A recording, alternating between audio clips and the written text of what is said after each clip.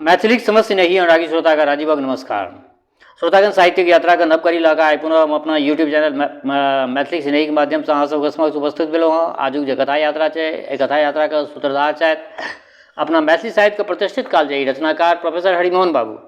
इनका नव रचना से पहले एक बात कह चाहे छी जो केटा नव छी हमरा चैनल पर पहले बेर देख रहा छी वा सुनि रहल छी तो चैनल सब्सक्राइब कर ली से आकांक्षा। तो बेस लेल जाओ आजुक रचना के शीर्षक छे जनी जाति के गपशप।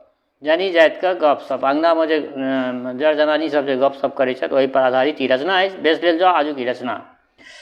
लाल काकी अमोटक हेतु आमक गारा बनबे छली कि आवेश रानी पहुँच गेलथिन। लाल काकी उलसित स्वर में बजली आबो थे बहिना आब तो बिरनी द्वारे जाने बचब कठिन है। फुचुक रानी के बिचे लुलुआ पर काटि लेलकनि अछि ओर लगौने बैसल छथि आब हमरो पर बगुआइत अछि। आवेश रानी आवेश जनबैत बजली आहा कनैलक फूल कियाक ने रगड़ि देलियनि। तदंतर बिरनी समालोचना से प्रारंभ भए जे गप उठल से नहीं जानि कोना न कोना घुमैत फिरैत अंत में आधुनिक फैशन पर आबि गेल। आवेश रानी बजली ह आइ काल्हिक छोरी सब जे न करा हमरा लोकनि एक दिन नव रही बूढ़ पुरनिया के एतेक धाक रहे जे आँचर के दोबर कऽ के ओढ़ी मुदा आबक छोरी सब तऽ मोखना माधव जकाँ सोझे ठाढ़ की लोक सब शोभा देखो। लाल काकी समर्थन करैत कहलथिन जे हाँ ये बहिना आब तऽ एहन फैशन चललै के जे आँचर के घुमा के पीठ पर फेंक दैत छै। देखलथिन नहीं बैद्यनाथ धाम में आवेश रानी गेदाय ओ छोरी सब तऽ अग्रहर करैत छल। सभक सब केस उघारने एहन संक्रम जे कियो आबि कऽ सेनुर घसि दिया। लाल काकी अये बहिना आब सौंठ में सिंदूर कहाँ दै छै लोक हमरा लोकनि के अमल में तऽ पटमासी सिंदूर चलै छलै।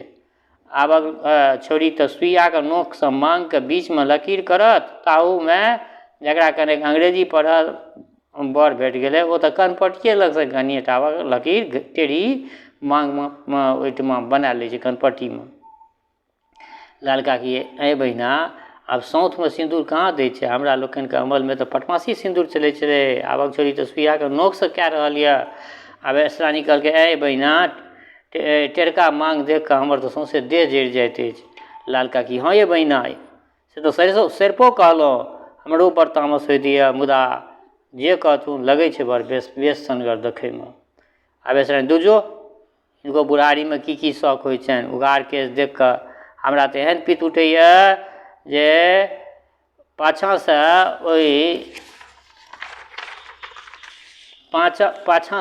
ओहि धोछी के चोटी पकड़ि के खींच ली। लाल काकी ए बहिना आइ काल्हि पढ़ल लिखल लड़की सब देहाती मोगी जकाँ माथ नहीं झपै छै किया तऽ माथ में ठंडा हवा लगला से ओकरा सबक दिमाग तेज रहै छै। आब तऽ देह में हवा लगेबाक खातिर एहन गंजी चललै गई जे सौंसे बाँहिक संग काँखो उगारे रहै छै।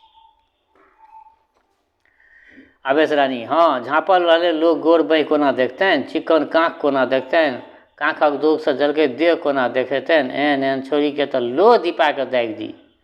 लाल काकी अये बहिना तऽ हिनका डाह किया होइ छै नव लोग जे करे से सब छजै छै हमरा लोकनि नव में चोली पहिरिए तऽ सौस तऽ अहिना न करै छलखिन हुनको सबके न लगै छलनि।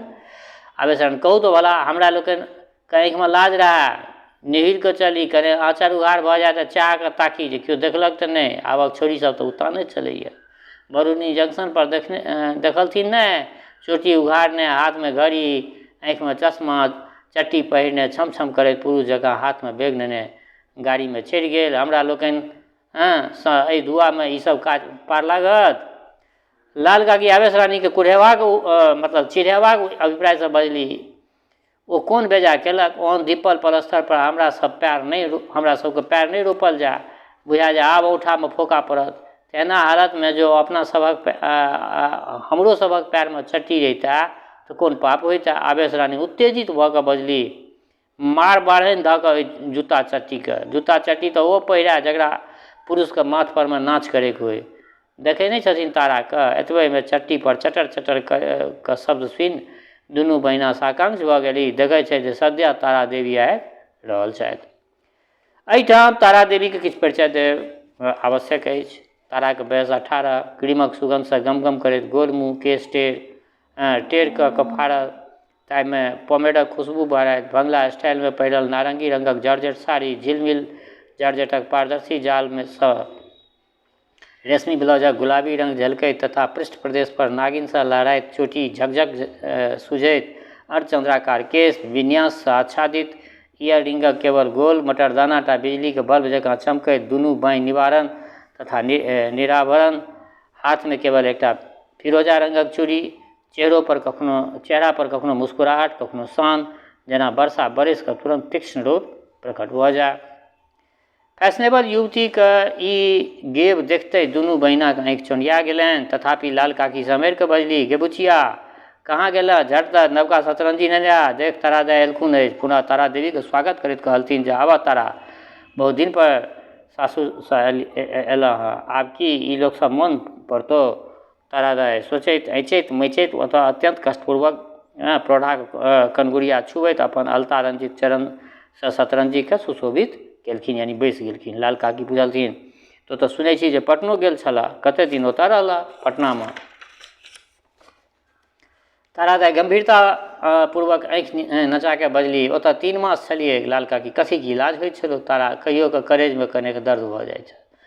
एहि पर दुनू बहिनाके व्यंग्यपूर्वक कटाक्षके विनिमय भेलनि आपसमे। एतबेमे अत्यंत चिक्कनताके कारण तारा दायके माथा साड़ी ससरि गेलनि, ताहिसँ दुनू कनपट्टीमे खोसल फूलदार काँटा उघार भऽ गेलनि। ई काँटा दुनू प्रौढ़ाके आँखिमे गड़ऽ लगलनि, सूल जकाँ, सुइया जकाँ, टकुआ जकाँ गड़ऽ लगलनि। ओ कानमे पहिरने जे रहथिन काँटा आब आवेश रानीके नहि रहि गेलनि। बजली, ई कोन कोन फैशन आप पर चढ़लैक अछि से नहि जानि। लाल काकी के बुझि पड़लनि जे आब ई कोनो व्यंग करथिन, तेँ झट दऽ बातके लोकैत बजली, ए बहिना, ताहि दिन ककरो सासुरसँ एकरंगा आबै तऽ सौंसे गामक लोक तमाशा देखैके लेल जमा भऽ जाय।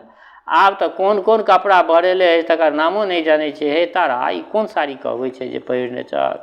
तारा देवी गर्व मिश्रित मुस्कान पर बजली, आइ काल्हि एकरे फैशन छै, बिलायतसँ अबै छै ई साड़ी, मुदा बड़ रुपैआ लगै छै। लाल काकी पुराइ करैत कहलथिन, हे दाय, एहिमे खोइछा कोना कऽ देबौ? एहन सुन्दर साड़ीमे धान कोना बनबऽ? तारा देवी एहि प्रथा पर बिसरैत बजली, काकी आशीर्वाद दिअ, धान लऽ कऽ की हेतै? लाल काकी, आशीर्वाद तऽ भगवतिये देने छथुन, तोरा सन भाग्य ककरा हेतै? ई कहैत लाल काकी के अपन बुचिया मोन पड़लनि, आँखिसँ टप टप नोर चुबऽ लगलनि। ई असमय रोदन देख कऽ बड़का गाँववाली झट भीतर जाकऽ तारा देवीके अपना कोठरी लऽ गेलथिन। लाल काकी आँखि पोछैत कहलखिन, दुर्जो, आँखियो अपना शकमे नहि अछि, ओकरा खोमो लागल हेतै। अभागल बुचियाके कपार केहन भेलै से नहि जानि। आवेश रानी कहलथिन जे भगवान पर भरोसा राखौत बहिना, आइ नहि तऽ काल्हि ओहो रानी बनबे करती। आ तारा ओकर परतर की करतै? बुच्ची दाय जे पैर धो कऽ फेंक देतै से ओकरा नहि हेतै। फैशन केने की हेतै? एतबेमे दुलारमणि पीसीके संग कर्णगोचर भेल। कि मधुरानी, झमाके कतहु पता लागल? लाल काकी पित्त घोटि कऽ बजली, आबो बड़की दाय, बहुत दिन पर एली। मिश्रक कहाँ कोनो चिट्ठी पत्री आयल छनि? बुच्ची दायके भाग्ये जड़ल छनि तऽ हमरा सब की कऽ सकैत छियनि? दुलारमणि पीसी गरजि कऽ बजली, हम तऽ पहिने कहै छलहुँ जे कुर्मर्यादा देख कऽ बर करब। छोट बबना दक्षिणाके उठा अनलहुँ आ तकर फल अखन आब भोगै छी। बुच्ची दाय ढुनमुन काकी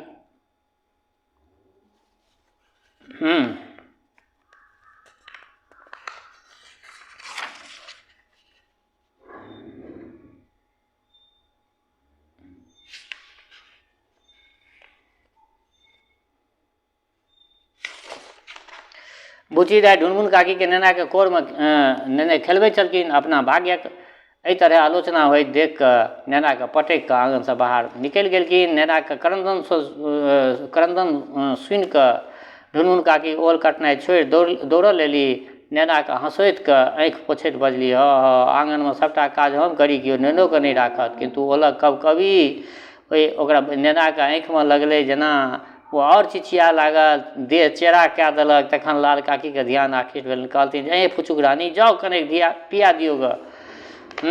दुलारमणि पीसी अपना बात के पाछा पड़ैत देख कऽ जोर से बाजऽ लगली, हुनका गामो में केओ लोकवेद छनि कि नहि? की देख कऽ एहन जमा केलथिन? एहिसँ तऽ बढ़िया। एतबे में भोलानाथ जा खुशी होइत आंगनवला बजला, भौजी, रेवती के चिट्ठी आयल अछि। ओ आइ जे घड़ी नहि पहुँचला अछि। मिसर हुनका पटना के पता से चिट्ठी लिखने छलखिन से नेने अबै छथि। ई समाचार सुनते लाल काकी आनंद से गदगद भऽ दुलारमणि पीसी के दुनू पैर पकड़ि कऽ कहलखिन जे बड़की दाइ बड़की दाइ हिनकर पैर लक्ष्मीनिया भेल हियै। बड़की दाइ कहाँ गेलो ये कनिया? पूजाके सामग्रीके ओरियाओ। सत्यनारायण महाराज आइ कबुला मानल अछि। दियर दिस ताकि कऽ बजलियै बाबू हमरा अहाँ मधुर मंगा लिअ। भरोस नहि छल जे भगवान एहन समाचार सुनेता। भोलानाथके गेला पर बड़का गाँववाली तारा दाइके संग बहरेली। तारा बिसैत बजली काकी हमरो हिस्सा भेटक चाही। सकड़ीके लड्डूसँ काज नहि चलत, पटनाके पिंटूके रसगुल्ला खुआबऽ पड़त। दुलारमणि पीसी जाहि उद्देश्यसँ आयल छली से पूर्ण नहि भेलनि, प्रत्युत उल्टे भऽ गेलनि। मनमे सोचऽ लगली दुर्जोग केहन कुयात्रामे चलल छलहुँ। ताबत तारा दाइ टोकलथिन पीसी गुमसुम किया छँ? ताबत तारा दाइ टोकलथिन जे पीसी गुमसुम किया छियै? मिठाइ खेबै तऽ पहिने गीत न गबियौ। ई कहब छल कि बिरनी छत्ता खोचारब भए गेल। दुलारमणि पीसी अपन सबटा खीस आब तारा पर उतारऽ लगलै। गे तारा, तोरा एको रत्ती धाक नहि छौ? तोहर बाप हमरा सोझाँ तऽ बजते नहि छथुन आ तो हमरासँ चौल करै छ? बड़ चकमकी छौ।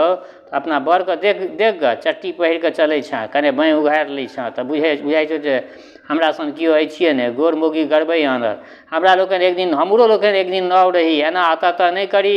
आबक छोड़ी तऽ विष मातल रहैत अछि। जकरा बड़ खौत छै से फूकै छै से जाटि लगमे जा, पोखरिके जाटि लग गाड़ि देलखिन। लाल काकी देखलनि जे आब अनर्थ भेल जा रहल अछि। झट तऽ बीचमे पड़ली। बड़की दाइ एहन शुभ अवसर पर बिगड़ै छथि? तारा दाइ कहाँ किछु अनर्गल कहलथिन अछि। ताराके गंजन देख आवेश रानीके रोआ जुड़ाइत गेलनि। तथापि ऊपरसँ बजली एतेक दिन पर भगवान सहाय भेलथिन अछि। आइ कतहु एहन तरहके गपशप हुए। कर शब्द बहराबैल छल कि दुलारमणि पीसी हुनके पर उनटि गेलखिन। आइये हम कार कौआ छी जे कर करब? कोन छुच्छी एहन कहै वाली अछि जे कहत तकरा हम सट द जी खींच लेबै। मधुरानी हमरा जे न कराबैत। आइ दिनसँ फेर एहि आँगनमे पैर दी तऽ ब्राह्मणक बेटी नहि। ई कहैत दुलारमणि पीसी ओहिना ठबकि कऽ ठाढ़ भऽ गेली जहिना पैर तर एकटा ललका बिरनी पड़ि गेलनि और जोरसँ चिचिया कऽ लालक सातो पुरखाके उद्धार करैत अपना अंगना दिस विदा भऽ गेली। हुनका गेला पर तारा दाइ अपन ऑटो दिलबहारक खुशबूसँ तर रुमालसँ आँखि पोछैत कहलनि काकी हमरो हुकुम दिअ, खोइछमे आशीर्वाद तऽ भेटिए गेल, से नेने जाइ छी। लाल काकी हपैस कऽ कहलथिन दाइ अहाँके हमरे शपथ अछि, एको रत्ती क्षोभ नहि राखब। ओ तऽ जेहन छथि सब गोटाके जनले अछि। आवेश रानी देखलथिन नहि, तुरन्ते हमरे पर कोना उनटि गेली।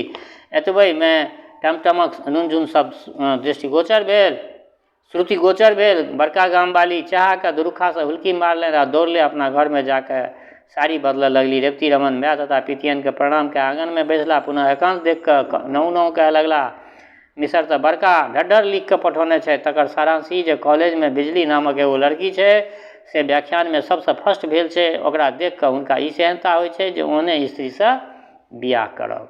लाल काकी बिच्चेमे बजली हम तऽ पहिने बजै छलहुँ जे कोनो निराशी हमरा बेटीके सोतिन बनल अछि, आब बुझा गेल। हे भगवान, ओ छौड़ी केहन निर्लज अछि जे छोरा सभक बीचमे जाके चमकैत अछि। नाम की छै? बिजली। जरलाहा बिजली पर बजर खसो। ई कहि लाल काकी आँचरसँ आँखि पोछऽ लगली। रेवती रमन बजला मिसर लिखै छै जे अपना गाँवमे महिला क्लब कायम करू, स्त्रीगणके शिक्षित करू, जागरूक करू। हमरा सब सासुरक लोक योग्य बनि जायत तखन हम ओतऽ आबि सकै छी। लाल काकी माथ पर हाथ दऽ बजली आब ई लोक एहि जन्ममे योग्य कोना भऽ जातियौ? जँ योग्य सोचिसँ करऽके छलनि तऽ जवारमे एला किया? आ हुनकर अपने बाप कोन योग्य सोचि छथिन जे सासुरमे योग्य खोजै छथि? रेवती रमन कहलथिन नहि से योग्य नहि, हुनक आशा जे बुच्ची दाइके शिक्षित कयल जाय, हमर ई कहै हुनकर छनि। लाल काकी बात काटि कऽ कहलथिन बड़ बापक बेटा बनला है जे हमरा बेटीके शिक्षा देबऽ लगला अछि। कोन अनुचित हमर बेटी केलक है जे शिक्षा देथिन? एकटू कपड़ा एकटा गहना कहियो पठैबतथिन से तऽ भेबे नहि केलनि आ चलला हाँ ओतहिसँ शिक्षा देबै। रेवती रमन बुझाबऽ लगलथिन से नहि, हुनकर मतलब छनि जे बुच्ची दाइ लिख पढ़ि कऽ ज्ञान प्राप्त करा। लाल काकी पहिने हुनका अपना ज्ञान भेलै ने, ओ एतेक दिन पढ़ि लिख कऽ निहाल केलनि आ बुच्ची दाइसँ सनाथ करेथिन। और बिन पढ़ने बुचिया जते ज्ञान जनै छै से भरि जन्म पढ़ला उत्तर हुनका नहि भेटतनि। रेवती रमन से हुनक तात्पर्य नहि छनि, ओ चाहै छै जे ताहि योग्य भऽ जाय जे हुनका बातक उत्तर दऽ सकनि। लाल काकी एहनो शंका केओ देखल अछि? सब लोग तऽ एहन स्त्री तकैत अछि जे कहियो एकोटा बातक उत्तर नहि दै। हाँ, गोरकट खटिया बतकट जोइ, ई भला के चाहत? आ हुनका एही बातक सेहनता होइ छनि। सएह छलनि तऽ कोनो कर्कशासँ बियाह करितथि। हमरा बेटीसँ ई पार नहि लगतनि, ई कोनो बातक जे हुनका बातक उत्तर देतनि, और हाँ, जखन उत्तर देमऽ लगतनि तखन अपने परा जेता। आब रेवती रमनके मुश्किल और बढ़ि गेलनि। समझाबऽ लगलथिन, तो हुनक अभिप्राय नहि बुझल हुन। ओ ई चाहै छै जे स्त्रीगणक मनमे कुसंस्कार जमल छै से हटाओल जाय। जेना जेना तोरा लोकनि देवता पितरक कबुला मानै जाइ छियनि। लाल काकी तमकि कऽ बजली, तऽ की ई लोक देवता पितर नहि मानौ? हुनका जकाँ सब क्रिश्चियन भऽ जाओ। हम तऽ कबुला केने छी, जाहि दिन हुनकर मति फिरतनि ताहि दिन हनुमान जीके रोट चढ़ा देबनि। हमर बेटी तुषारी पूजैत अछि सेहो हुनका मने छोड़ि दिया। ई बड़ काबिलक नाती बनला अछि। आब रेवती रमनके हिम्मत हारऽ लगला, तथापि साहस कऽ कऽ पुनर्विचार पुनबारि चेष्टा केलखिन जे तोरा सब बुझिते नहि छी कोनो बातके कहियो। मिसर चाहै छथिन जे तोरा सभक अंधविश्वास दूर कयल जाय। लाल काकी हौ, अंधविश्वास ककरा कहै छै? बूढ़ भऽ गेलहुँ, आइ धरि हम नहि सुनने छलियै। आब रेवती रमन गोंगिया लगला। अंधविश्वास ई जेना जेना तोरा लोकनि डाइन जोगिन मानै जाइ छँ। लाल काकी तऽ की हुनका देशमे डाइन जोगिन नहि होइ छनि? डाइन जोगिन कतऽ नहि छै? ई कही लाल काकी अपना बातक पुष्टि हेतु दियादनी दिस ताकऽ लगली। ढुनमुन काकीके बुझि पड़लनि जे ई हमरे पर आक्षेप करै छै। बाजऽ लगली, हम तऽ नैरेसँ डाइन सिखने आयल छी। हमही हिनका जमाए कऽ नोन चटा देने छियनि, तेँ नहि अबै छथिन। हमरा सन हाँकल डाइन केओ भेटतनि? आ नोर पोटा सुरकऽ लगली ढुनमुन काकी। ई कहैत ढुनमुन काकीके गबर गबर नोर आँखिसँ खसऽ लगलनि। लाल काकी छितनी लऽ कऽ फटाफट अपन कपार पीटऽ लगली। ई हाल देख कऽ रेवती रमन माथ हँसौथैत आँगनसँ उठि कऽ दलान दिस विदा भऽ गेला। तऽ बेस श्रोतागण, आइ हिनकर एकटा रचना केलहुँ। बड़ा सुन्दर रचना छलै। केहन लागल अहाँ सबके? अपना प्रतिक्रियासँ अवगत करायब। दोसर बात, हमर श्रोता चाहे गाँवमे रहै छी वा परदेशमे रहै छी, देशमे रहै छी वा विदेशमे रहै छी, जतऽ कतौ रहै छी, स्वस्थ रहू, निरोग रहू, अपना आचरणके पवित्र बनेने राखू। माता जनक नंदिनी जगदम्बा माँ वैदेहीके कृपा सदिखन अहाँ सब पर बरसैत रहा। शुभकामनाक संग जय मिथिला, जय मैथिली।